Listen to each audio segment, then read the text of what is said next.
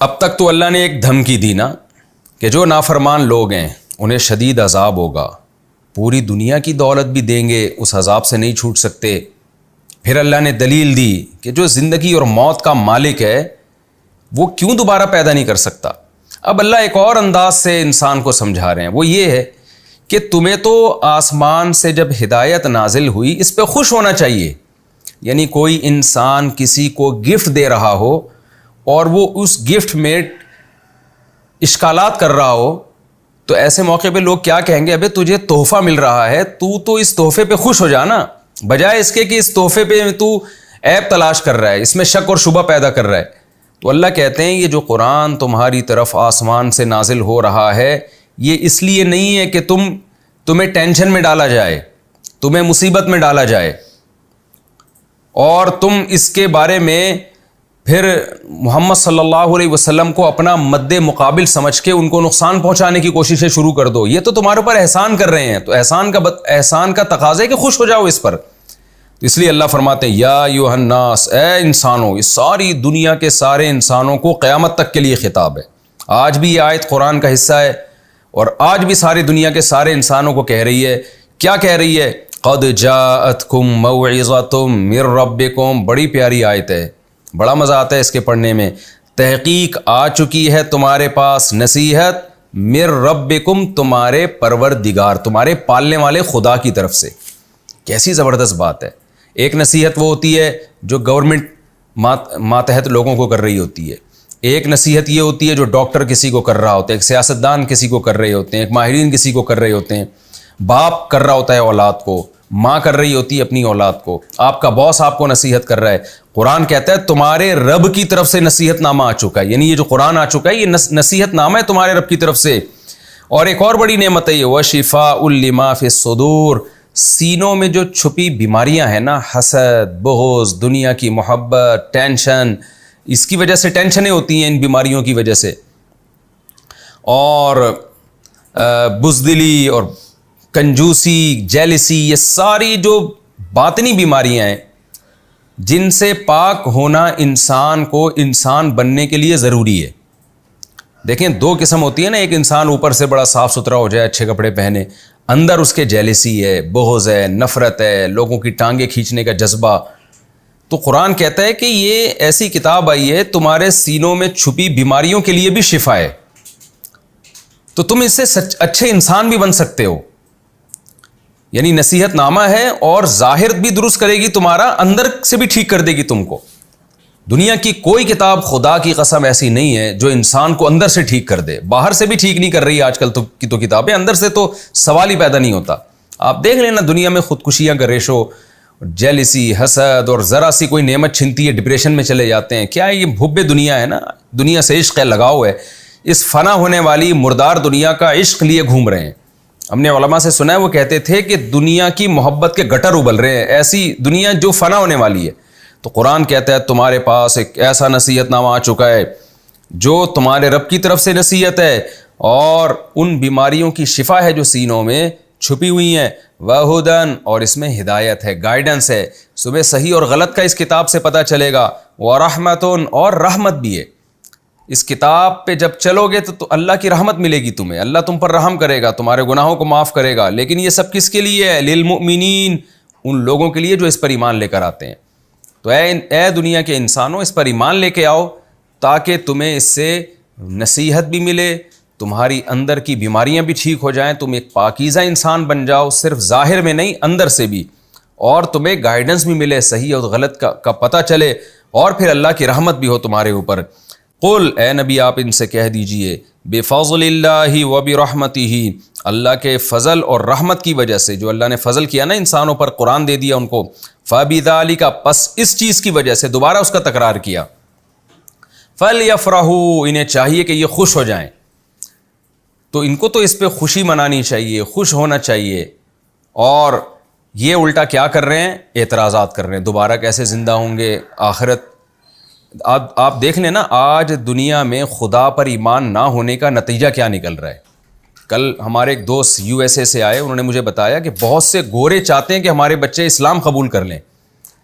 کہتے ہیں گورے نے اسلام قبول کیا، اس کے باپ نے کو جب پتہ چلا اس نے کوئی اعتراض نہیں کیا. کہتے ہیں میں نے کہا کہ تم کو اعتراض کیوں نہیں؟ اس نے کہا یار کسی بھی خدا پہ ایمان لے کر آئے اس کی وجہ سے یہ برائیوں سے بچ جائے تو میرا کیا جا رہا ہے اس میں. کیونکہ وہ گورا بھی جانتا تھا کافر کہ خدا پر ایمان لانے والے ان میں گناہوں سے بچنے کا ریشو زیادہ ہے. کوئی تو خوف ہو جو اس کو برائیوں سے روکے. تو اس نے کہا میں اسلام کو مانوں نہ مانوں لیکن میرا بیٹا اگر اسلام قبول کرتا ہے اور اس کی بیس پر وہ برائیوں سے بچ جاتا ہے تو میرا کیا جا رہا ہے اس میں. تو آج دنیا مجبور ہو کر اسلام کی طرف آ رہی ہے اور آئے گی انشاءاللہ. تو قرآن کہہ رہا ہے کہ اس پہ تو تمہیں خوش ہونا چاہیے. جو اللہ کی تمہیں رحمت ملی اور فضل ملا اس سے تمہارے دل کی بیماریاں ٹھیک ہوں گی, تم اندر سے ٹھیک ہو جاؤ گے. ہوا خیر مما یجمعون, اور جو دنیا تم جمع کر رہے ہو جس کے پیچھے لگے ہوئے ہو یہ قرآن اس سے بہتر ہے. یہاں بھی قرآن نے انسان کی دکھتی رگ کو پکڑا ہے. اللہ کو پتہ ہے کہ ان کو قرآن نعمت کیوں نہیں لگتا. اس لیے کہ قرآن پڑھنے سے پیسے نہیں ملتے, قرآن پڑھنے سے کوئی عہدہ نہیں مل جاتا, اور دنیا بھاگ رہی ہے دولت کے پیچھے. اگر قرآن پیسے کمانے کے طریقے بتا رہا ہوتا تو ساری دنیا درس قرآن سن بھی رہی ہوتی, کر بھی رہی ہوتی. قرآن اگر آپ کو کوئی سیاسی لیڈر بننے کے طریقے بتا رہا ہوتا تو بھی لوگ, یعنی اگر آپ کی دنیا اس میں ہوتی تو اس کو فالو کرتے لوگ. اس لیے قرآن کہہ رہے کہ جس دنیا کے پیچھے تم بھاگ رہے ہو نا سب کچھ وہی نہیں ہے, یہ قرآن اس سے بہتر ہے. اس لیے کہ تمہیں اچھا انسان بنا دے گی, ورنہ تم اسی دنیا کے جمع کرنے میں لگے رہے اور اچھے انسان نہ بنے تو تمہاری دنیا بھی خراب اور تمہاری آخرت بھی خراب. قل ارأیتم, یہ درمیان میں ایک جملہ اللہ لے کر آئے تھے یہ بتانے کے لیے کہ یہ قرآن نعمت ہے, اس کو عذاب مت سمجھو. اب اللہ دوبارہ اصل مضمون کی طرف آتے ہیں. جو مشرکین سے خطاب چل رہا تھا کہ ہزاروں معبود تم نے ٹھہرائے ہوئے ہیں, ایک خدا کو کیوں نہیں مانتے؟ کیونکہ اصل مسئلہ یہی تھا کہ ایک کو مانو گے تو سارے پھر آگے قرآن کی باتیں سمجھ میں آئیں گی نا, شرک چھوڑو گے تو باتیں سمجھ میں آئیں گی. تو ان میں یہ بیماری تھی کہ اپنی طرف سے چیزوں کو حلال و حرام کیا ہوا تھا. اس پر کئی لیکچر تفصیل سے ہو چکے ہیں, اسی تفسیر کے لیکچرز میں, اس کو میں ریپیٹ نہیں کروں گا, بس ترجمہ کروں گا. قل ارأیتم ما انزل اللہ لکم من رزق, بتاؤ اللہ نے جو تمہیں رزق دیا ہے آسمان سے, فجعلتم منہ حراما وحلالا, تو تم نے بنا دیا اس میں سے حلال و حرام. خود سے کیسے بنا لیا تم نے؟ خود تمہارے پاس یہ اتھارٹی کہاں سے آئی کہ یہ لیگل ہے اور یہ الیگل ہے؟ یہ کیسے کر دیا تم نے؟ یہ تو خدا ہے جو اس کائنات کا بنانے والا ہے, اس کو ہی حق ہے کہ وہ چیزوں کو لیگل اور الیگل کرے, حلال اور حرام کرے. قل اللہ, کہہ دیجئے کیا اللہ نے اذن لکم, تمہیں اس کی اجازت دی ہے, ام علی اللہ تفترون, یا تم اللہ پہ جھوٹ باندھتے ہو. وہ کہتے تھے نا ہمارے بتوں نے یہ ہم یہ کام کریں گے تو بت خوش ہوں گے, پھر اس سے اللہ خوش ہوگا, تو اللہ پہ گویا جھوٹ باندھ رہے ہو. وما ظن الذین یفترون علی اللہ الکذب یوم القیامہ, بتاؤ جو لوگ اللہ پہ جھوٹ باندھتے ہیں ان کا قیامت کے دن کے بارے میں کیا خیال ہے. یہ بھی ایک محاورے کے طور پر یہ جملہ استعمال ہوتا ہے. کوئی جرم کر رہا ہو نا تو آپ اس کو علاقے کے تھانے سے ایسے ڈراتے ہو, بتا بھائی ایس ایچ او کے بارے میں تیرا کیا خیال ہے, کیا رائے ہے تیری. تو یہاں بھی اللہ نے وہی انداز اختیار کیا کہ تم اللہ پہ جھوٹ باندھ رہے ہو تو قیامت کے بارے میں تمہارا کیا خیال ہے. کہ یعنی کیا مطلب, اللہ پہ جو جھوٹ باندھے اللہ قیامت میں چھوڑ دے گا اس کو ایسے ہی؟ قطعاً نہیں چھوڑے گا. ان اللہ لذو فضل علی الناس, بے شک اللہ لوگوں پر بڑے فضل والا ہے. یعنی کس طریقے سے اللہ لوگوں کو بار بار آیتیں دہرا کے نصیحتیں کر رہا ہے اور فوراً عذاب بھی نہیں لے کر آ رہا, عذاب کو بھی قیامت کے لیے مؤخر کر دیا اس نے. تو واقعی اللہ بڑے فضل والا ہے لوگوں پر. وَلَٰكِنَّ أَكْثَرَهُمْ لَا يَشْكُرُونَ, لیکن اکثر لوگ شکر ادا نہیں کرتے. یہ ہمارا رکوع کمپلیٹ ہوا. اس رکوع کا خلاصہ یہی ہے کہ اللہ تعالیٰ نے اس رکوع کے شروع میں پہلے تو انسان کی قسم پرسی بیان کی کہ جب قیامت کے دن عذاب اپنی آنکھوں سے دیکھے گا تو چاہے گا ساری دنیا کی دولت خرچ کر دوں مگر وہ قبول نہیں کی جائے گی. پھر اللہ نے اپنی طاقت اور قدرت کی دلیل دی, جو کچھ آسمانوں اور زمین میں ہے اللہ کا ہے, لہذا اللہ کا وعدہ سچا ہے, وہی موت اور زندگی دیتا ہے, تو دوبارہ وہی تمہیں زندگی دے گا اور تم نے اسی کی طرف لوٹ کر جانا ہے. پھر اللہ نے اس قرآن کا نعمت ہونا بیان کیا کہ قرآن کا انکار مت کرو, اس کو نعمت سمجھ کے گلے سے لگاؤ, کیونکہ اس سے تمہیں نصیحت بھی ملے گی اور تمہارا باطن بھی ٹھیک ہو جائے گا اس سے. اور دنیا کی جتنی نعمتیں تم جمع کر رہے ہو یہ قرآن اس سے بہت بہتر ہے. اور پھر اللہ نے بتایا کہ حلال و حرام کرنا کسی چیز کو یہ صرف اللہ کا کام ہے, اللہ پہ خود سے جھوٹ نہ باندھا کرو, کیونکہ قیامت کے بارے میں تمہارا کیا خیال ہے کہ اللہ جھوٹ باندھنے والوں کو چھوڑ دے گا قیامت کے دن؟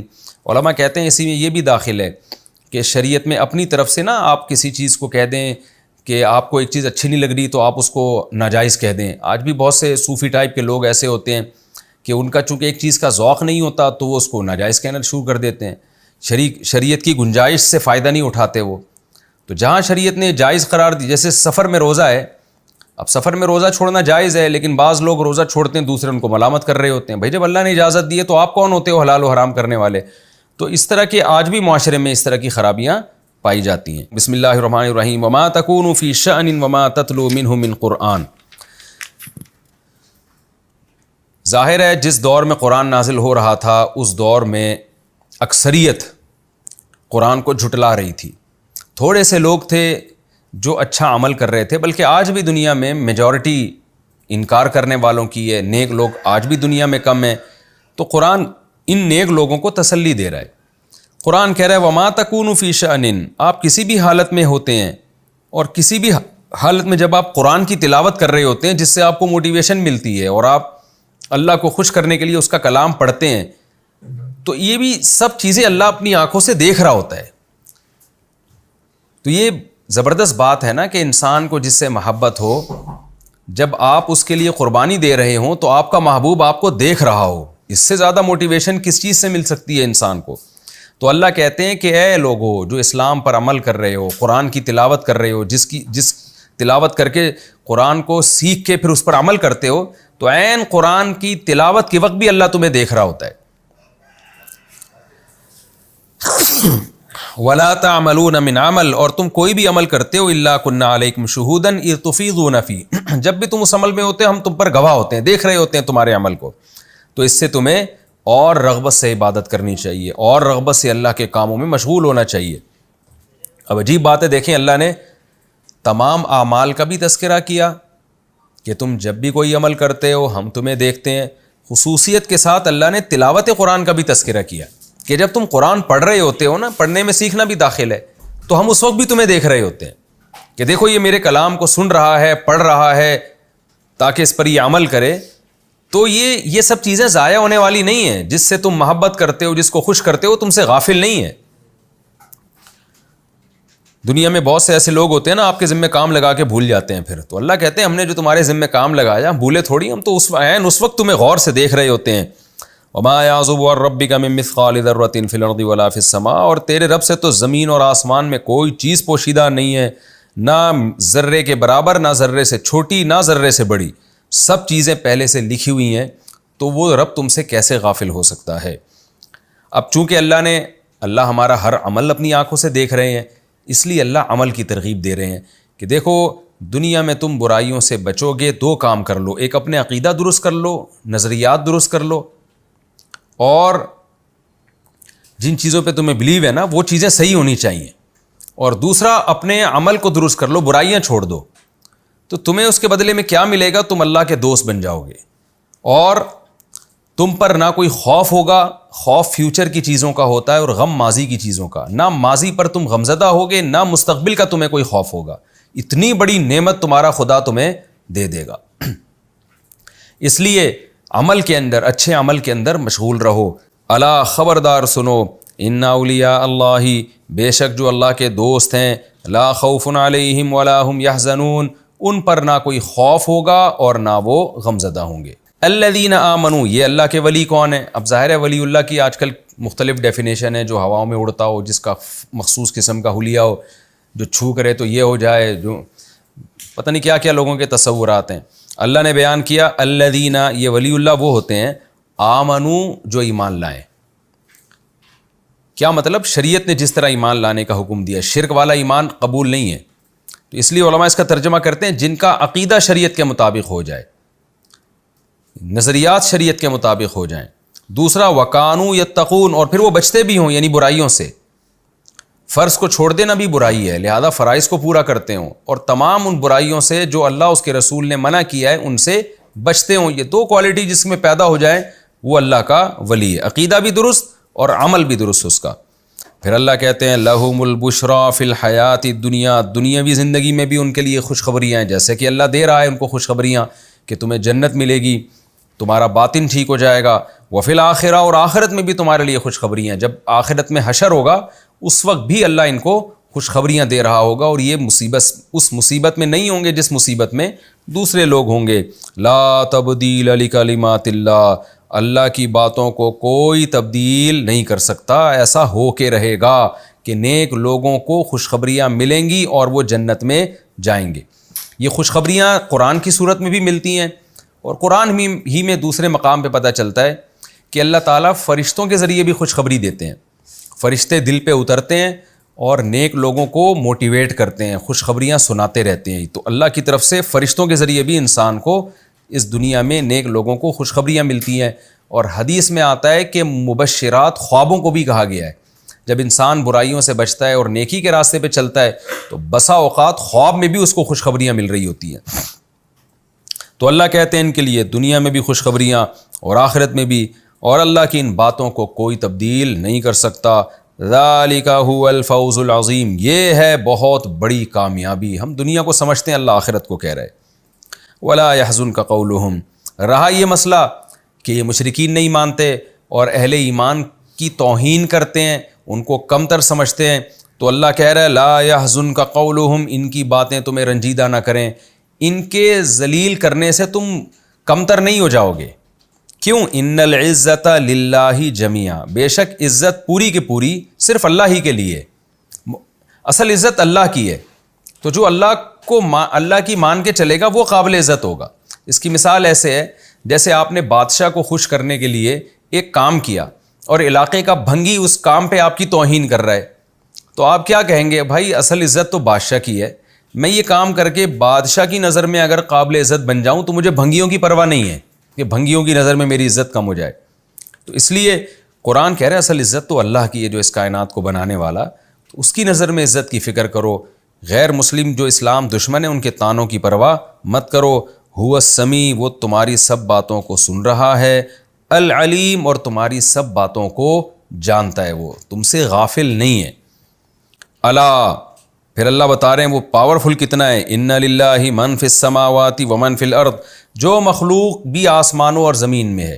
دیکھیں پچھلے رکوع میں تھا ما فی السماواتی، ما اکثر بے جان چیزوں کے لیے استعمال ہوتا ہے، یعنی جو چیزیں بھی آسمانوں اور زمین میں ہیں، اور من جاندار چیزوں کے لیے جن میں عقل ہو۔ تو یہاں اللہ بتا رہے ہیں کہ جو مخلوق آسمانوں میں اور جو زمین میں سب کا اللہ مالک ہے۔ تو یہ جو مشرکین آپ کو طعنے دے رہے ہیں ان کا بھی اصل میں اللہ مالک ہے، یعنی گویا کوئی بھنگی آپ کو ذلیل کر رہا ہے اور آپ بادشاہ کو خوش کرنے کے لیے کوئی کام کر رہے ہیں، تو بادشاہ کیا کہے گا؟ یہ بھنگی بھی تو میری رعایا ہے، میں اس سے خود ہی خبر لے لوں گا کہ میرے نظر میں جو عزت والا تھا تو اس کو کیسے رسوا کر رہا ہے۔ تو اللہ بھی یہاں یہ کہہ رہے ہیں کہ یہ جو کافر لوگ ہیں یا جو اسلام دشمن ہیں، جو مسلمانوں کی توہین کر رہے ہیں، ان کا بھی اصل میں اللہ ہی مالک ہے۔ تو جو مخلوق آسمانوں اور زمین میں سب کا اللہ مالک ہے۔ وما يتبع الذين يدعون من دون الله شركاء، اور تم اسلام کو فالو کر رہے ہو، تم قرآن کو فالو کر رہے ہو، اس پہ یہ تمہارا مذاق اڑاتے ہیں۔ خود یہ کس چیز کو فالو کر رہے ہیں؟ خود ایسی چیزوں کو فالو کر رہے ہیں جس کے برحق ہونے کی ان کے پاس سرے سے کوئی دلیل نہیں ہے۔ وہ کیا ہے؟ نہیں اتباع کرتے یہ لوگ، کس چیز کی اتباع کرتے ہیں یہ لوگ؟ جو اللہ کے سوا دوسرے شرکا کو پکارتے ہیں۔ ان سے پوچھیں آپ، ہم بتاتے ہیں کس کو فالو کر رہے ہیں۔ ان یتبعون الا الظن، یہ سوائے گمان کے، وَإِنْهُمْ إِلَّا يَخْرُصُونَ، اور سوائے ہوائی فائرنگ کے کچھ بھی نہیں کرتے، یہ ان چیزوں کی اتباع کر رہے ہیں۔ آج بھی دنیا میں غیر مسلم ایسا ہی ہے، کوئی ڈارون کے پیچھے پڑا ہوا ہے کہ اربوں کروڑوں سال میں انسان کا دماغ خود بخود وجود میں آ گیا۔ یہ سب بکواسات ہیں جن کی سرے سے کوئی دلیل نہیں۔ کیسا نظام ہے؟ مرد الگ بن گیا، عورت الگ بن گئی، اور پھر دونوں کے ملاپ سے نسل پیدا ہو رہی ہے، اور پھر ان میں اللہ نے ایسے اسپرم رکھے کہ پھر ان کے ملاپ سے نسل در نسل، یہ سارا آٹومیٹکلی نظام ہو نہیں سکتا، یہ ہوائی فائرنگ ہے۔ تو ایسا نہیں ہے کہ یہ آیتیں اس زمانے کے بارے میں ہیں۔ آج بھی جو غیر مسلم باتیں کرتے ہیں ان میں جو نظریات ہیں ان کے، جو انسان کی ہدایت سے متعلق نظریات ہیں، ان کی کوئی بیس نہیں ہے۔ آپ کسی بھی غیر مسلم سے بحث کرو نا، اچھے اور برے کو ڈیفائن کر کے بتائے، 4-5 منٹ میں وہ اس بحث میں پھنس جائے گا، الجھ جائے گا، وہ قیامت تک نہیں ڈیفائن کر سکتا اچھا کیا ہے اور برا کیا ہے۔ یہی اللہ کہہ رہا ہے کہ تم اسلام کو فالو کر رہے ہو جس کے برحق ہونے کے دلائل تمہارے پاس، اس پہ یہ تمہارا مذاق اڑاتے ہیں اور خود بے بنیاد باتوں کے پیچھے چلتے ہیں۔ یہ هو الذی جعل لکم اللیل لتسکنوا فیہ، اللہ کہتے ہیں تم جس خدا کو فالو کر رہے ہو نا، وہ کون سا خدا ہے؟ یہ وہ اللہ ہے جس نے تمہارے لیے رات بنائی جس میں تم سکون حاصل کرتے ہو، والنہارا، اور دن بنایا، مبصرا، روشن، جس میں تم تجارتیں کرتے ہو, چلتے پھرتے ہو زمین میں, تو بتاؤ ان کے شرکا اچھے ہیں یا خدا اچھا ہے؟ تو وہ خدا بہترین قانون سازی کرے گا جس کے اتنی بڑی بڑی قدرت کے دلائل اور جس کے اتنے احسانات. ان فی ذلک لآیات, بے شک اس بات میں بڑی بڑی نشانیاں ہیں, لقوم یسمعون, ان لوگوں کے لیے جو ہماری باتوں کو سنتے ہیں. قالوا اتخذ اللہ ولدا, انہوں نے کیا کہا, یعنی ان میں سے بعض نے کیا کہا کہ اللہ نے اولاد ٹھہرا لی. یعنی کچھ ایسے ہیں جو اللہ کو مانتے بھی ہیں, پیغمبروں کو مانتے بھی ہیں, لیکن وہ بھی گمراہ ہو گئے. وہ کیا کرتے ہیں, جیسے کہ عیسائی کہتے ہیں اللہ نے اولاد ٹھہرا لی اپنے لیے, عیسیٰ کو بیٹا بنا لیا. سبحانہ, اللہ ہر عیب سے پاک ہے. هو الغنی, وہ بے پرواہ ہے, اس کو اولاد کی ضرورت نہیں ہے. لہ ما فی السماوات و ما فی الارض, جو کچھ آسمانوں اور زمین میں سب اسی کا ہے, تو وہ تنہا مالک ہے, اس کو بیٹے کی ضرورت نہیں ہے. ان عندکم من سلطان بہذا, نہیں ہے تمہارے پاس اس دعوے پر کوئی واضح دلیل. اتقولون علی اللہ ما لا تعلمون, تم اللہ پر وہ باتیں باندھتے ہو جو تم خود نہیں جانتے, جس کی تمہارے پاس خود کوئی دلیل نہیں ہے. قل, اے نبی ان کو کہہ دیجئے, ان الذین یفترون علی اللہ الکذب لا یفلحون, بے شک وہ لوگ جو اللہ پہ جھوٹ باندھتے ہیں وہ کامیاب نہیں ہو سکتے. اور چونکہ یہ سب کچھ دنیا کی خاطر ہو رہا ہے, عیسائی پادریوں نے بھی یہ سب کچھ کیا ہے اپنی جو ہے نا لوگوں کی نظر میں عزت حاصل کرنے کے لیے, تو اللہ اس لیے کہتے ہیں متاع فی الدنیا, یہ دنیا کا تھوڑا سا سامان ہے جس کے پیچھے تم حق کو چھوڑ رہے ہو. ثم الینا مرجعہم, ہماری ہی طرف تم نے لوٹنا ہے, پھر ہم تمہیں شدید عذاب کا مزہ چکھا دیں گے اس کفر کی وجہ سے جو تم کیا کرتے تھے. یہ ہمارا رکوع کمپلیٹ ہو گیا, اس کا میں 2 منٹ میں خلاصہ بیان کر دیتا ہوں. سب سے پہلی آیت میں مسلمانوں کو تسلی دی جا رہی ہے کہ آپ کوئی بھی نیک عمل کرتے ہو اللہ آپ کو دیکھ رہا ہے. یہاں تک کہ جب آپ قرآن پڑھتے ہیں نا جس میں اللہ آپ سے ہم کلام ہوتا ہے, اللہ یہ عمل بھی اپنی آنکھوں سے دیکھ رہا ہوتا ہے. پھر اللہ نے خوشخبری سنائی ہے کہ جو نیک لوگ ہوں گے, اللہ کے دوست ہوں گے, ان پر کوئی خوف و غم نہیں ہوگا. نیک لوگوں کی ڈیفینیشن بیان کی, اپنا عقیدہ درست کر لیں, وَقَانُوا يَتَّقُونَ, اور برائیوں سے بچیں. اور پھر ایک اور خوشخبری سنائی کہ ان کو دنیا میں بھی خوشخبریاں ملیں گی اور آخرت میں بھی. پھر بتایا کہ غیر مسلموں کی باتوں سے آپ پریشان نہ ہوا کریں, یہ جو آپ کو رسوا کرتے ہیں اس کی پرواہ نہ کریں, کیونکہ اصل عزت اللہ کی اور وہ ہر مخلوق کا وہ مالک ہے. اور پھر مسلمانوں کو بتایا کہ یہ خود کس کو فالو کر رہے ہیں, ایسی چیزوں کو فالو کر رہے ہیں جو بالکل بے بنیاد ہیں. اور تم جس خدا کو فالو کر رہے ہو وہ خدا ہے جس نے رات کو بنایا, جس میں تم سکون کی نیند سوتے ہو, اور دن کو اس نے تمہارے لیے روشن کیا. پھر اللہ نے دوسری قسم کے مشرکین کا تذکرہ کیا. ایک تو بت پرست تھے, ان کا تذکرہ ہو گیا. اب اہل کتاب جو عیسیٰ کو اللہ کا بیٹا مانتے, اللہ کہتے ہیں ان کے پاس بھی کوئی دلیل نہیں ہے اور یہ اللہ پہ جھوٹ باندھتے ہیں. اور ان کو بتایا کہ تم جس بیس پہ جھوٹ باندھ رہے ہو نا وہ دنیا کا فائدہ ہے, تو یہ دنیا متاع فی الدنیا, یہ تھوڑا سا سامان ہے, ہمارے پاس لوٹ کر آنا ہے اور اس کفر کی تمہیں سخت ترین سزا ملے گی. آپ کو پتہ ہے کہ پچھلا جو رکوع تھا, یعنی رکوع نمبر 7 جو تھا, اس میں اللہ تعالیٰ نے اپنی قدرت کی دلیل بیان کی اور یہ بتایا تھا کہ یہ لوگ جن کو فالو کر رہے ہیں ان کے برحق ہونے کی ان کے پاس کوئی دلیل نہیں ہے, اور تم تو خدا کو فالو کر رہے ہو جس نے رات کو تمہارے لیے سکون کا ذریعہ بنایا, تم اس اللہ کو مانتے ہو.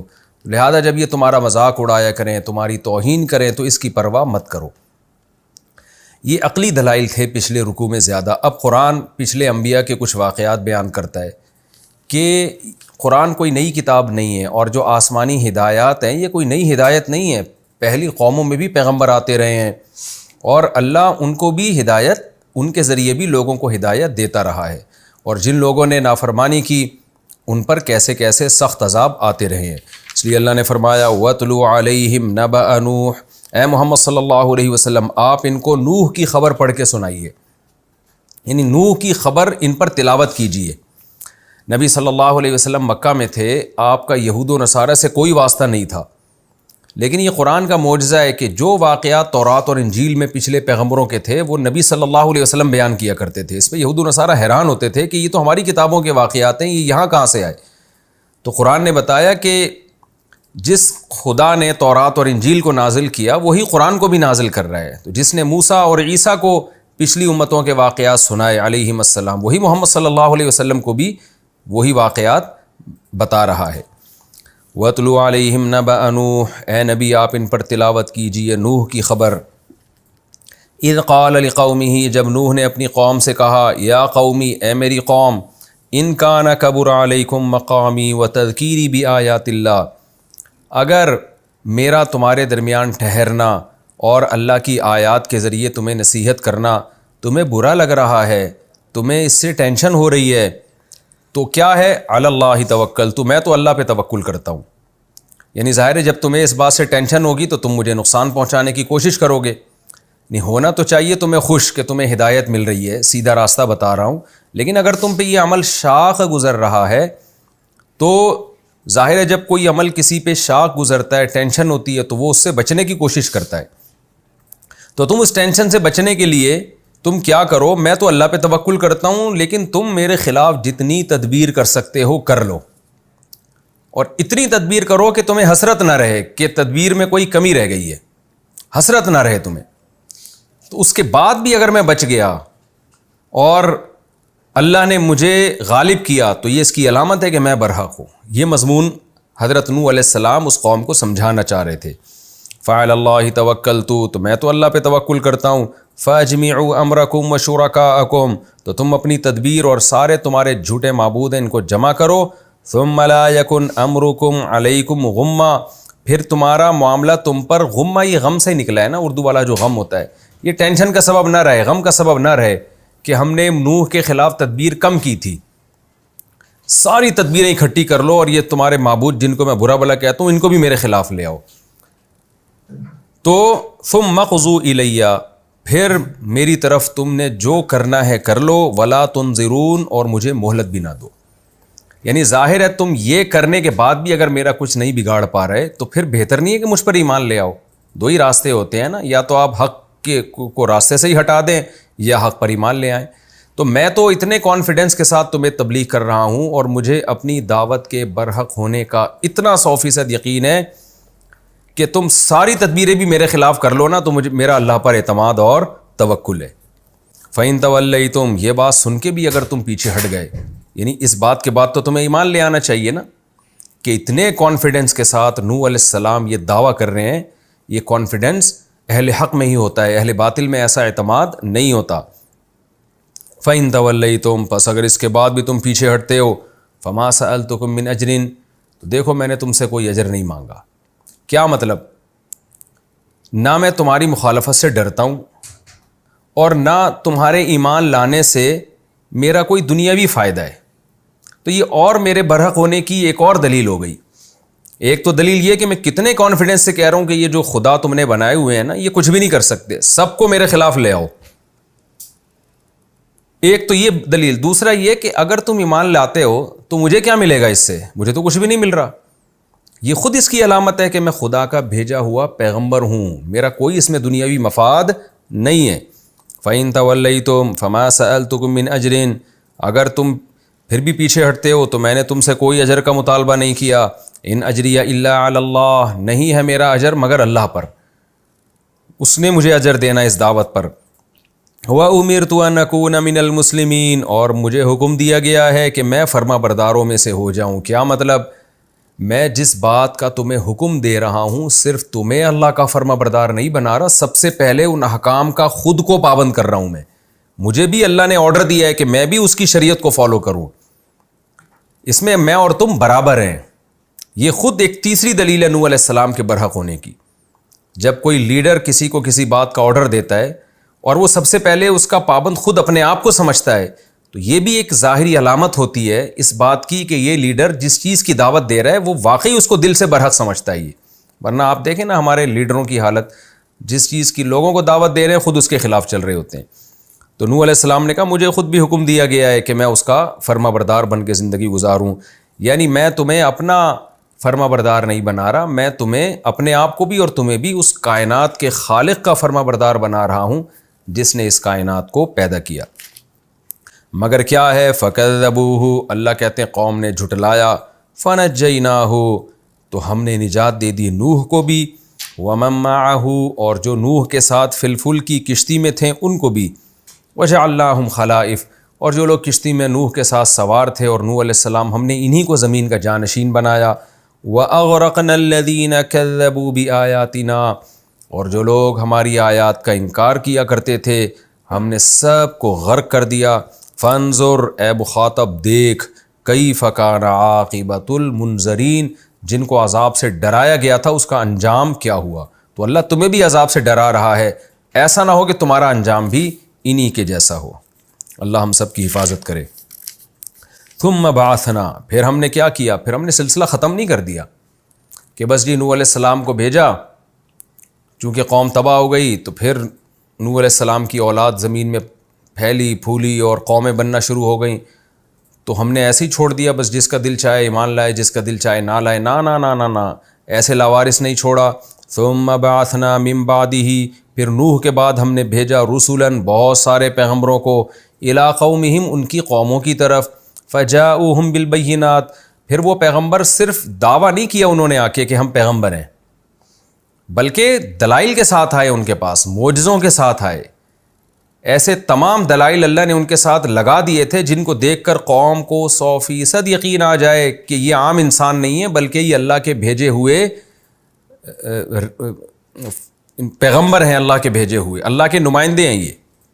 لیکن اللہ کہتے ہیں فما کانوا لیؤمنوا, مگر وہ ایسے تھے ہی نہیں کہ ایمان لے آتے. کیوں یہ حالت ایسی سخت کیوں ہو گئی ان کی, ایسی ہٹ دھرمی کیوں کہ ایمان لانے کا سوال ہی پیدا نہیں ہوتا تھا. کیوں؟ بما کذبوا به من قبل, اس لیے کہ انہوں نے اس کا انکار کر دیا تھا پہلے ہی, یعنی اول دفعہ میں انکار کر دیا.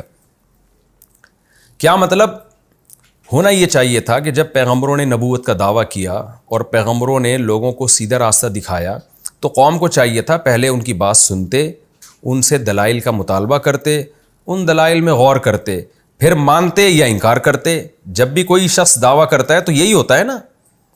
لیکن آپ کیا کر رہے ہیں کہ آپ میں تکبر اتنا ہے کہ اگلی کی بات سننے کے لیے آپ تیار نہیں ہیں. انہوں نے دعویٰ کیا اور آپ نے فوراً انکار کر دیا, اس سے آپ ضد پہ آ گئے. یہ انسان کی نیچر ہے, جب وہ کسی کی مخالفت ایک دفعہ کرتا ہے نا تو پھر اس مخالفت کو انا کا مسئلہ بنا لیتا ہے. اسے پتہ ہے اگر میں نے بعد میں مان لیا تو لوگ کیا کہیں گے, یار پہلے تو مخالفت کر رہے تھے اور اب تسلیم کر رہے ہو. یہ آج بھی آپ کو صبح و شام نظر آئے گا. سیاسی لیڈروں کو ماننے والے ہیں ان میں نظر آئے گا, جو مذہبی رہنماؤں کو ماننے والے ہیں ان میں نظر آئے گا, جو باطل قسم کے اسکالرز ہیں مذہبی ان میں بھی یہ چیز نظر آئے گی. ایک دعویٰ اگر کر دیا تو اس سے پیچھے نہیں ہٹتے, پھر اس کو انا کا مسئلہ بنا لیتے ہیں. تو قرآن سے پتہ چلتا ہے کہ یہ بہت بڑی گمراہی کا ذریعہ بنتی ہے یہ چیز. اس لیے پہلی دفعہ ہی تحقیق کے بعد کوئی بات کرنی چاہیے. کسی کے انکار کرنے میں بھی ایک دم جلد بازی نہ کریں, اور اگر بالفرض جلد بازی کر کے غلطی ہو گئی ہے آپ سے تو جب غلطی پر آپ کو اطلاع ہو آپ فوراً رجوع کریں اور لوگوں کی بدنامی کی پرواہ نہ کریں, کیونکہ اگر آپ نے رجوع نہیں کیا تو آپ کے دل پہ مہر لگ جائے گی, جیسے کہ قرآن بیان کر رہا ہے. قرآن کہتا ہے فما کانوا لیؤمنوا, وہ ایسے تھے ہی نہیں کہ ایمان لے آتے. کیوں؟ بما کذبوا به من قبل, اس لیے کہ پہلے ہی انکار کر دیتے تھے وہ. کذالک نطبع علی قلوب المعتدین, دیکھو اس طرح سے ہم حد سے تجاوز کرنے والوں کے دلوں پر مہر لگا دیتے ہیں.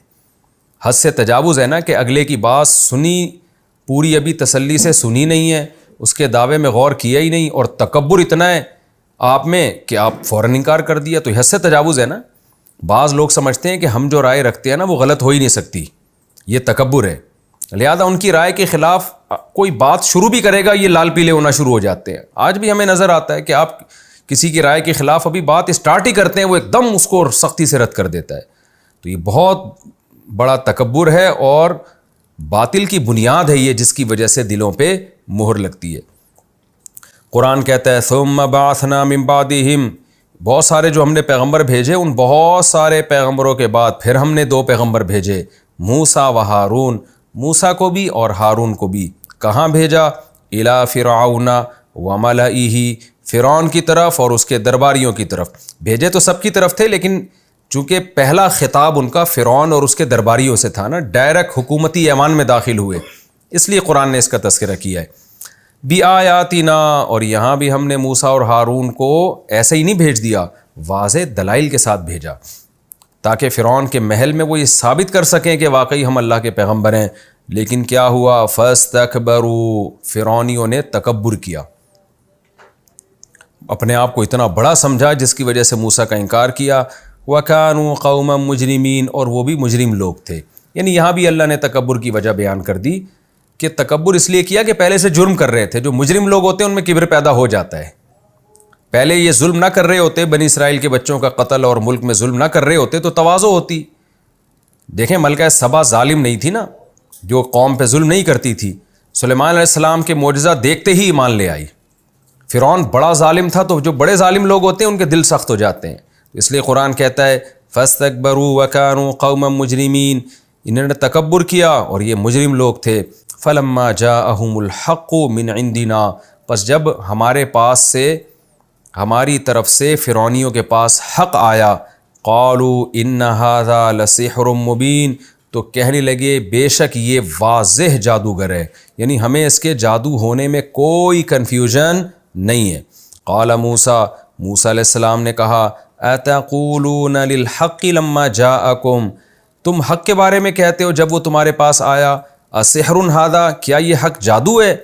ولا یفلح الساحرون، تمہیں پتہ ہے کہ جادوگر کامیاب نہیں ہوتے، تو میں تو قوم کا ایک ایسا شخص نہیں ہوں جو ناکامی والے راستے کو اختیار کرے۔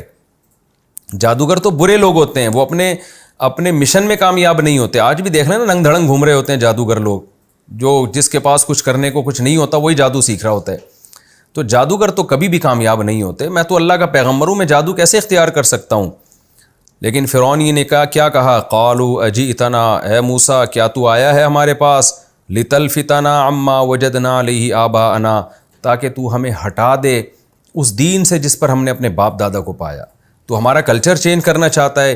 وَتَكُونَ لَكُمَ الْكِبْرِيَاءُ فِي الْأَرْضِ، اور تو یہ چاہتا ہے کہ تم دونوں کے لیے زمین میں بڑائی ہو جائے، تم دونوں زمین کے بادشاہ بن جاؤ، تو اس کے لیے تم نے یہ لیبل لگا دیا ہے۔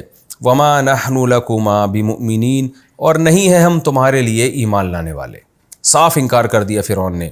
وَقَالَ فِرْعَوْنُ، اور پھر فرعون نے کہا ایتونی بِكُلِّ سَاحِرٍ عَلِيمٍ، ہر طرح کے جادوگر میرے پاس لے کر آؤ تاکہ موسیٰ کا مقابلہ کرواؤں۔ فلما جاء السحرہ، جب جادوگر آ گئے، قال لهم موسیٰ علیہ السلام نے ان سے کہا القوا ما انتم ملقون، ڈالو وہ جادو جو تم ڈالنا چاہتے ہو۔ قرآن نے نا ایک واقعے کو مختلف جگہوں پہ بیان کیا ہے، کہیں تفصیل بیان کی، کہیں ادھورا واقعہ بیان کیا، کہیں واقعے کا ایک پہلو بیان کیا، کہیں دوسرا پہلو بیان کیا۔ ہمیں سورہ طٰہٰ سے پتہ چلتا ہے کہ سب سے پہلے جادوگروں نے موسیٰ علیہ السلام سے مطالبہ کیا تھا۔ جادوگروں نے موسیٰ علیہ السلام سے کہا تھا کہ اے موسیٰ پہلے وار ہم کریں یا پہلے آپ کریں گے؟ تو جواب میں موسیٰ علیہ السلام نے کہا کہ بل القوا، نہیں تم پہلے وار کرو۔ تو یہاں موسیٰ علیہ السلام، یہاں جادوگروں کے کلام کا تذکرہ نہیں ہے، اس کو قرآن نے حذف کر دیا، بلکہ صرف اتنی بات باقی رکھی کہ موسیٰ نے کہا تھا کہ تم پہل کرو۔ تو بات درست ہے، حضرت موسیٰ نے کہا تھا، لیکن یہ جو کہا تھا یہ جادوگروں کے جواب میں کہا تھا، اصل میں پہلے جادوگروں نے کہا تھا۔ قال لهم موسیٰ القوا ما انتم ملقون، موسیٰ نے کہا تم نے جو جادو ڈالنا ہے ڈالو۔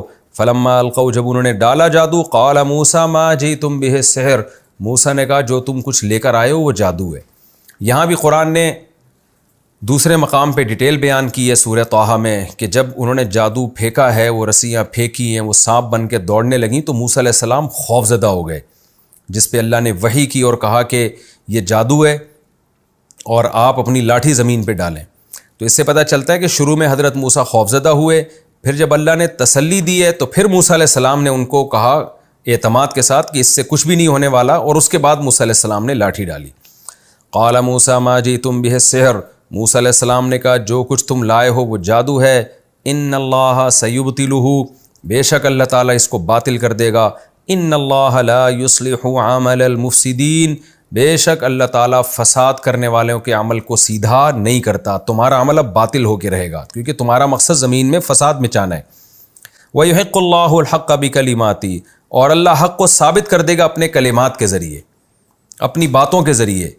وہ اللہ کے کلمات کیا ہے؟ اللہ کے احکام ہیں، کیونکہ وہ بھی کلمے کی شکل میں آتے ہیں نا۔ اللہ اپنے حکام کے ذریعے باطل کو، حق کو ثابت کر کے چھوڑے گا۔ وَلَوْ كَرِهَ الْمُجْرِمُونَ، اگرچہ مجرم لوگوں کو کتنا ہی ناپسند کیوں نہ لگے، فرعون کو کتنا ہی برا کیوں نہ لگے، لیکن اللہ حق کو غالب کرے گا۔ یہ ہمارا رکوع کمپلیٹ ہوا۔ اس رکوع کا خلاصہ بھی بہت آسان ہے، اس میں اللہ نے سب سے پہلے نوح علیہ السلام کا مختصر واقعہ بیان کیا کہ کیسے نوح علیہ السلام نے اپنے برحق ہونے کے 3 دلائل دیے۔ ایک دلیل یہ کہ تم میرے خلاف جو کر سکتے ہو کر لو، میں اعتماد اللہ پہ کرتا ہوں، ایسا کانفیڈنس اہل حق میں ہی ہوتا ہے۔ دوسری دلیل یہ کہ تم اگر مجھ پر ایمان لے آتے ہو تو مجھے تم سے کوئی لالچ نہیں ہے، میرا کوئی اجر کا مطالبہ نہیں ہے، یہ بھی میرے برحق ہونے کی دلیل۔ تیسری دلیل یہ کہ میں خود ان احکام کا سب سے پہلے پابند ہوں جن احکام کا میں تمہیں آرڈر کر رہا ہوں. یہ وَأُمِرْتُ أَنْ أَكُونَ مِنَ الْمُسْلِمِينَ میں بیان کیا. لیکن قرآن کیا کہتے ہیں؟ قوم ایمان نہیں لے کر آئی، اللہ نے سب کو ہلاک کر دیا. دوسری بات اس رکوع میں یہ بیان ہوئی کہ بہت سارے پیغمبر نوح علیہ السلام کے بعد آئے، مگر لوگ ایمان کیوں نہیں لے کر آتے تھے؟ اس لیے کہ بغیر تحقیق کے شروع میں انکار کرتے تھے، تو اس انکار اور کو انا اور ضد کا مسئلہ بنا لیا کرتے تھے. تو ہمیں پتہ چلا کہ حق کا انکار نہیں کرنا چاہیے، کسی بھی چیز کا انکار فوراً نہ کیا کریں جب تک اس کے بارے میں آپ تحقیق نہ کر لیں، ورنہ یہ چیز انسان کو ضدی بنا دیتی ہے، انا کا مسئلہ بن جاتا ہے اس سے. اور تیسرا ہمیں اس میں موسیٰ علیہ السلام کے واقعے کا پتہ چلا کہ موسیٰ علیہ السلام نے بھی کیسے جادوگروں سے مقابلہ کیا اور فرعون کو کیسے دعوت دی، مگر فرعونی وہ کیسے ضد اور ہٹ دھرمی کا شکار ہوئے، اور اللہ تعالیٰ نے پھر جادوگروں کے مقابلے میں موسیٰ علیہ السلام کو کیسے فتح عطا فرمائی. یہ ہمارا رکوع کمپلیٹ ہوا. اب ہم آگے چلتے ہیں.